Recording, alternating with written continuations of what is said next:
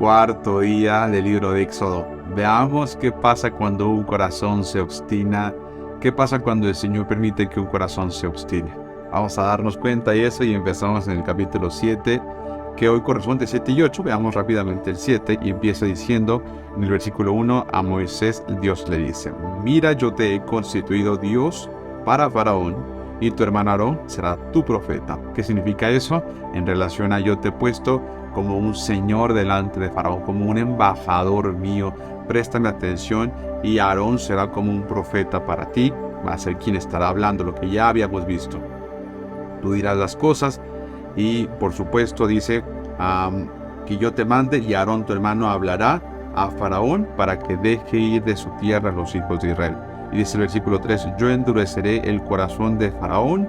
Y cuando dice yo endureceré el corazón, es yo dejaré que el corazón de Faraón se permita que se endurezca. Es decir, voy a dejar que viva obstinado. Yo voy a permitir esa obstinación. Voy a hacerle este permiso, voy a hacerle creer que yo le permito vivir en esta obstinación. Esta parte es importante porque Faraón se obstina, y vamos a darnos cuenta que no los deja ir por esa obstinación, por ese orgullo de decir ellos son míos. Imagínate, hablando del pueblo de Israel. Y dice el versículo 3, y multiplicaré en la tierra de Egipto mis señales, dice el Señor, y mis maravillas. ¿Quiénes iban a ser los testigos de todo esto?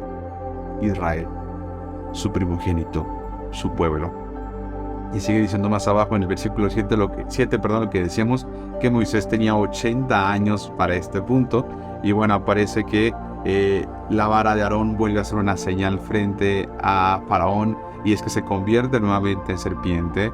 Y bueno, replican este aparente milagro los sacerdotes de los egipcios. Sin embargo, la serpiente de Moisés y Aarón se comió, devoró las de los egipcios. Imagínate esa parte, cómo habrá sido esta confrontación. Muy tremenda, pues estoy seguro, por supuesto que sí.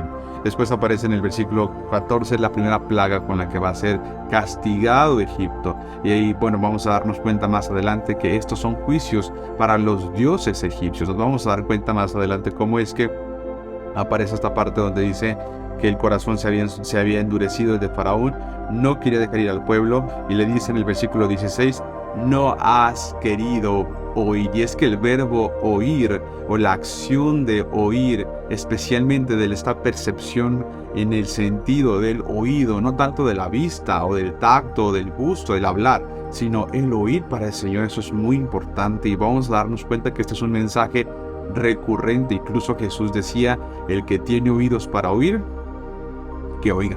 Es un mensaje que aparece también en Apocalipsis. Nos vamos a dar cuenta que incluso se escucha también que uno de los mandamientos importantes es escucha a Israel, ¿cierto?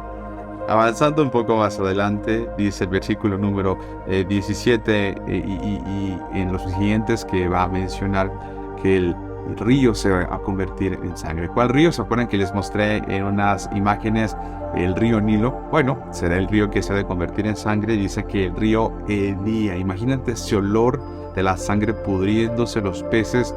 Pues los peces en el río, esto es en un río de sangre, se murieron todos. Dice que estaba algo muy complicadísimo. Se cumplieron 7 días de la plaga de sangre del río, y bueno, después llega la plaga de las ranas. Esta plaga de las ranas se va a poner bien intenso, porque dice que subieron las ranas, estaban molestando por ahí a todo Egipto y demás, y se acercan con Moisés y Aarón, el faraón, y les dice justamente, dígnate indicarme cuándo debo ir a orar por ti, porque el faraón se los pide. Orad por mí para que el Señor quite, su Dios quite las ranas. Y le dice Moisés, dime cuándo quieres que vaya. Y le dice el faraón, mañana. Hoy no, mañana. Mira qué cualidad tenemos frente al faraón.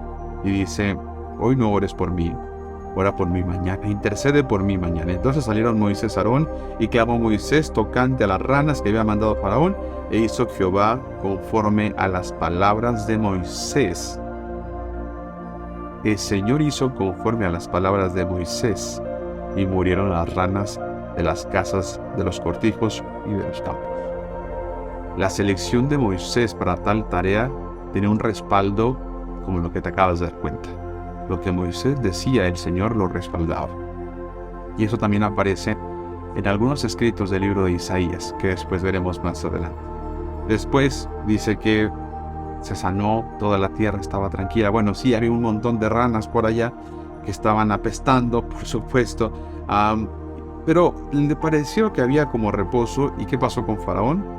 Se endureció su corazón otra vez. Dice que se enojó, se ensoberbeció, y en lugar de recordar esta parte de su misión delante del Señor, vuelve a endurecerse.